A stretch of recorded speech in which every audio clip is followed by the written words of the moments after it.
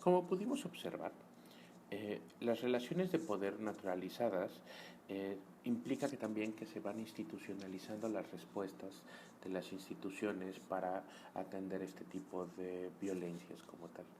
Es decir, si las instituciones están creadas para mantener esta división, no están diseñadas para atender necesariamente este tipo de problemáticas.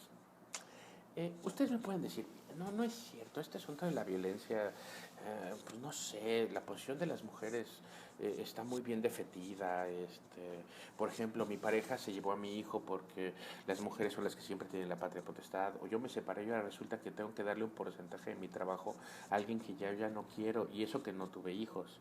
Pueden también decir, claro, cuando ellas se ven en problemas pueden argumentar que es acoso, pero yo no puedo decir lo mismo. O también, es algo que he oído, ¿por qué no se defienden? ¿Por qué no dicen las cosas en el momento? Tienen razón, eh, por supuesto, esto pasa, pero no me queda claro si esto pasa por las mismas consecuencias de las propias estructuras sociales en las que nos vamos dividiendo, o es por una decisión puramente individual. Por ejemplo, piensen en un caso de violación. Los elementos en contra del cuerpo femenino para poder determinar si es violada o no es violada dentro de un peritaje médico son sumamente agresivos para su propia persona. Son sumamente agresivos también los elementos de investigación que determinan la culpabilidad o la no culpabilidad dentro de todo este asunto. Eh,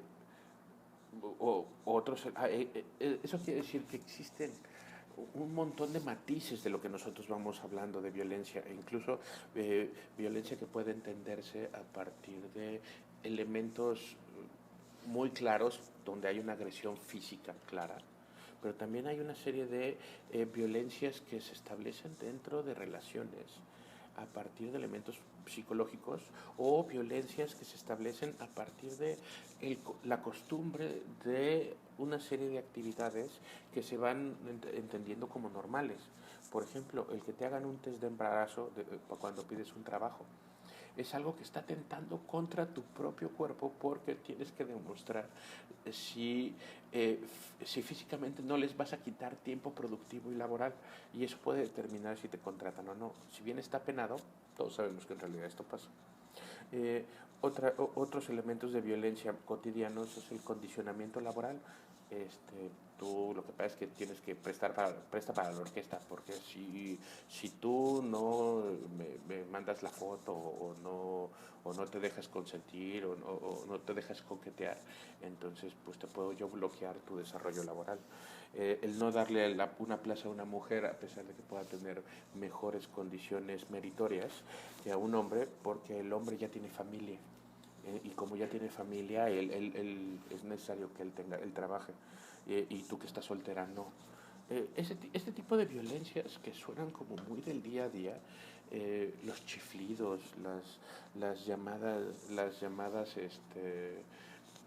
los llamados piropos o mal llamados piropos, me pueden decir, ay, pero ¿no es una exageración? Quizás sí, pero el problema es que siguen manteniendo, a pesar de que son muy pequeños, y depende de la posición de la mujer si lo acepta como algo bueno o no, de todos modos es el yo puedo hacerlo. Pero díganme, ¿a cuántos de ustedes, ahora sí como hombres, o cuántas veces ustedes eh, le han podido agarrar la nalga a una persona del otro género eh, pues porque pueden, ¿no? Sí, tienen que ser como contextos muy específicos donde el rol pueda cambiarse y modificarse. Pero eso no quiere decir que no existan estas instituciones o estas estructuras que mantienen estas relaciones asimétricas. Y donde ustedes, pues, esencialmente, eh, aun cuando son ultrajadas, carecen del reconocimiento y por lo tanto están obligadas a soportar las vejaciones de su marido o de las dinámicas diarias, los arrimones en el camión, las miradas lascivas. Es decir, todo este sistema lo que está manteniendo es mantener este tipo de relaciones cotidianas que mantienen una serie de relaciones de violencia esencialmente en todas las actividades con las que nosotros nos vamos relacionando. Inclusive se pueden establecer relaciones de pareja a partir de ese tipo de cosas. Eh, Pero bueno, la idea es, al momento de evidenciar todas estas cosas, es decir, pues hay que modificar todo este asunto.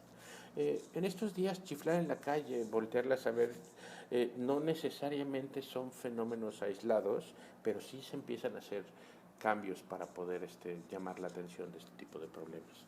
Eh, si bien podríamos decir que, ay, pero, insisto, como lo que he estado diciendo, pero ¿por qué se le llama violencia cuando en realidad es un piropo o algo así?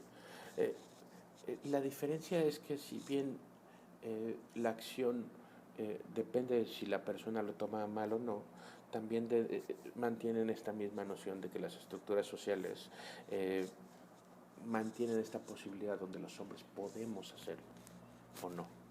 Me van a decir, vamos, pero ¿por qué no se defienden o no golpean? Porque a mí en el metro un pinche maricón, y perdón que lo pongan en esos términos, un pinche maricón me quiso tirar el calzón y que me lo madreo, ¿no? Sí, pero el ejercicio de la violencia es un elemento que nos corresponde a los hombres casi siempre por encima de la mujer. Reaccionar con violencia o reaccionar de una mala manera las pone a ustedes dentro de un nombre de, ay, pinche vieja histérica. O sea, se le van las cabras, o sea es una exagerada. ¿Sí? Entonces, de alguna forma, todas estas respuestas cotidianas del día a día nuevamente van abonando a asumir que muchas actividades o muchas actitudes del día a día terminan siendo normales. Eh, Vamos a ponerlo, reflexionemos esto en carne viva en cada caso y preguntarles, ¿ustedes han estado en esta situación? Como hombres sufrimos este tipo de situaciones o situaciones similares o ahora ya las sufrimos ya que todo esto ha ido cambiando. Eh, la verdad es que pensaría que esto no necesariamente es así.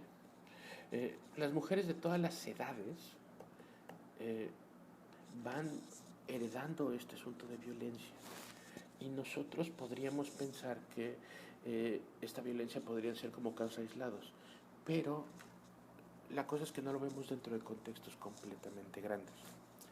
Y aquí me voy a meter en otro tipo de tema. Si nosotros vemos todo el ciclo de vida de una persona, donde podríamos hablar de distintos momentos de la vida, podemos ver que estas mismas estructuras sociales van estableciendo divisiones y relaciones de violencia unas con otras en cada momento.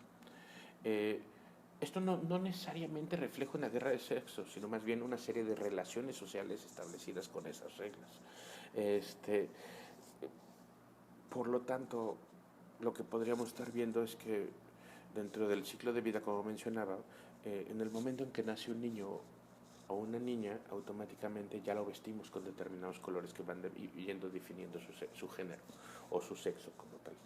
Cuando va creciendo, a uno los vestimos de una forma, mientras que a otros de otra. Y Dios ahora con el paso de la legislación para que los niños pudieran llevar falda, uy, era un problema, pero ¿cómo? O sea, era un problema que lo voy a volver maricón, la voy a volver marimacha. Podríamos decir que esto también puede tener consecuencias cuando las niñas se vuelven menarcas, cuando tienen su primera menstruación. En ese momento se convierten en señoritas y por lo tanto hay que separarlas y cuidarlas del resto de la sociedad porque ya son niñas, ya son mujercitas y por lo tanto se tiene que actuar de otra forma. Mientras que los niños pueden seguir jugando otros 4 o 5 años y mantenerse con ese tipo de cosas. Después en la vida laboral o cuando entran a la vida laboral tienen que estar juzgadas por los elementos que el sistema patriarcal laboral las tiene que evaluar conforme a los mismos tiempos que a los hombres, independientemente de si tienen familia o no. Al momento en que están casadas tienen que asumir el rol de madres automáticamente. Cuando son viejas, ahora resulta que tienen que cuidar a sus nietas, nada más porque sí. O inclusive cuando ya son seniles, pues, tienden a quedarse más solas porque si bien los hombres mueren, también están abandonadas porque el poder nunca pasó hacia ellas, sino muchos de los procesos de sucesión van de los padres a los hijos. Pues evidentemente esto es un contexto mucho más grande donde nosotros podemos ver que vamos formando estas diferencias a lo largo de nuestra propia historia, donde nosotros vemos que se privilegia el mantenimiento de una serie de estructuras por encima de las consecuencias o las relaciones en las que se meten. ¿A qué me refiero?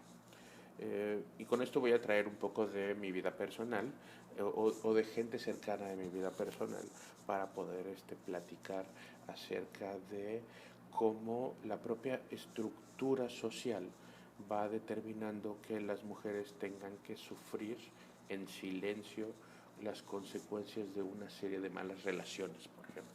Y con esto nos vamos acercando hacia el tema de violencia de género en contextos de familiares que tienen mucho impacto en lo que ustedes tratan en el día a día dentro de su práctica de enfermeras o de enfermería. Por ejemplo, está el primer caso que voy a mencionar, donde una amiga está siendo engañada por su marido y ella simple y llanamente no lo deja por la imposibilidad de tener una vida económica independiente. Esta persona no tiene la posibilidad de trabajar por el tiempo porque tiene 3 hijos y al momento de tener 3 hijos su posición es completamente vulnerable.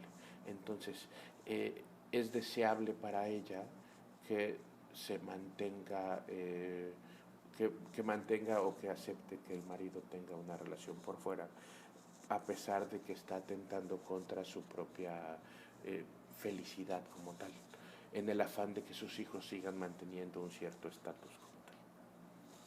Otro de los casos que seguramente han oído puede ser acerca de el caso de una mujer que está siendo golpeada, que es otro caso no cercano a mí, pero sí conocido y muy típico como tal.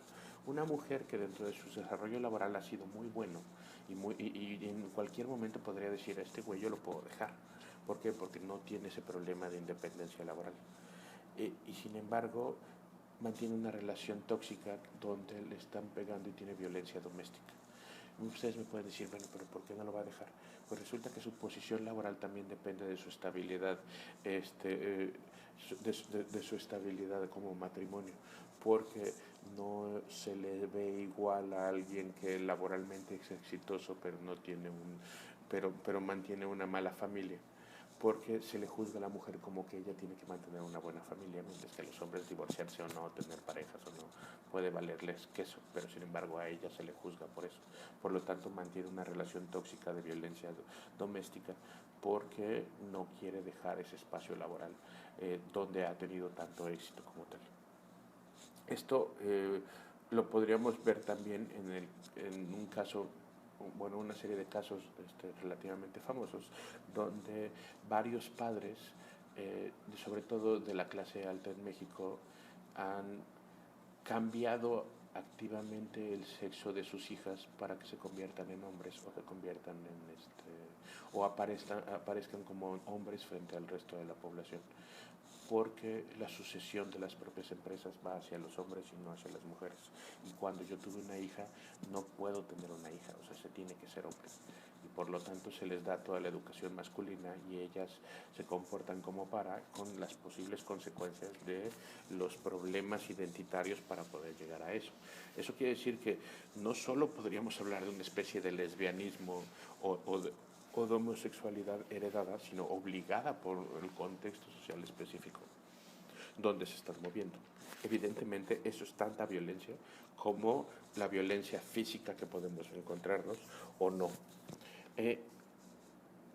Incluso podríamos decir que aunque afecte a integrantes de la familia como institución social o se quede en un ámbito puramente doméstico, la violencia se mantiene porque aparentemente tiene que ser justificada como una frase muy sencilla: los trapos sucios se lavan en casa. Es como del ámbito personal. Entonces mucha gente, para no romper la posición en la que se encuentra, simplemente no denuncia este tipo de relaciones o simplemente se naturalizan o se vuelven parte de la vida cotidiana. Esto pues evidentemente tiene un problema en la forma en cómo estamos educando a las mujeres, independientemente si son sujetos de derecho o no, si existe una legislación o no, o si yo quiero violentarlas o no. Son cosas que van manteniéndose en el día a día, donde no somos conscientes de ese tipo de cosas. Eh, en algún momento una persona, hoy por hoy de unos 70 años, me decía, pero es que es una exageración, es que eso no pasa. O sea, no porque hagan eso está necesariamente mal. Por ejemplo, mi abuelo me nalgueaba y yo no te podía decir nada. Claramente el abuelo tenía otra perspectiva y quizás no había maldad, pero tenía esa potestad para hacerlo. Entonces, con todo este asunto o este megachoro, lo que quiero decir es que la violencia no solo se refiere a cuerpos maltratados, sino es una serie de elementos que se van aprendiendo socialmente. La violencia no es un fenómeno violento necesariamente, sino es un fenómeno de relaciones sociales que eh, no estamos diseñados para poder observar. Y como mencionaba muy al inicio o hace un par de videos, es que en el momento en que la violencia no estaba condicionada para definir el tipo de catálogo de atención para atender a una persona que es víctima de violencia, entonces probablemente simplemente esta misma institución reproduce esa misma violencia. En el sector salud esto es muy común porque el sector salud está diseñado justamente para atender las consecuencias de la violencia, pero no necesariamente las causas. Seguramente cuando llega una mujer golpeada, no necesariamente se le encamina hacia los desarrollos psicológicos o hacia el trabajo social, sino simplemente se le curan las heridas y se le vuelve a meter dentro del propio contexto que origina todo este tipo de violencia como tal. Es decir, nosotros por la propia disposición de las reglas con las que está puesto el propio instituto, podríamos generar más violencia o violentar todavía más a este tipo de personas. Esto pues evidentemente es terrible y es muy difícil de cambiar, pero por lo menos, como decía una persona, ya conocemos las puertas, ahora hay que empezar a verlas, si las abrimos o no, o si empezamos a tapiarlas para que ya no tengamos que pasar por ese tipo de estructuras sociales. Eh, por ejemplo, nosotros podríamos pensar que no ha habido necesariamente cambios. Pues claro que ha habido cambios. Ha habido cambios en ámbitos legales, ha habido cambios en la propia estructura de la propia familia, donde la repartición de roles se puede ir mejorando como tal. Sin embargo, son pequeñas cosas dentro de todos los problemas que estamos pasando. Y podemos ver, por ejemplo, cómo hay un escándalo ahorita en la UNAM, donde las chicas están tomando a las distintas preparatorias y distintas facultades, justamente porque el sistema legal de la propia universidad no es el sistema legal del resto del mundo. Si bien se establece prácticas feminicidas hacia determinadas prácticas, la universidad no necesariamente está pensando en eso. ¿A qué me refiero? Por ejemplo, si hay una demanda de acoso dentro de la universidad, no existe la figura de acoso como tal.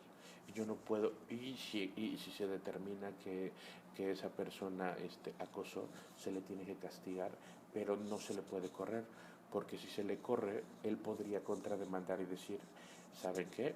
No existe el causal de violencia de género dentro de las reglas de la universidad y por lo tanto yo demando frente a la Secretaría del Trabajo por despido injustificado.